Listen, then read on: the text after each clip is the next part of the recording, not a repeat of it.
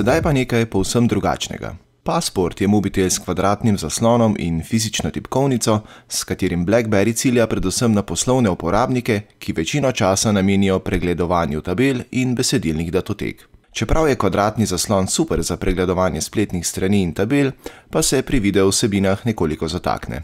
Seveda boste na vsakem koraku deležni zvedavih pogledov in dveh ključnih vprašanj. Kateri mobitel pa je to?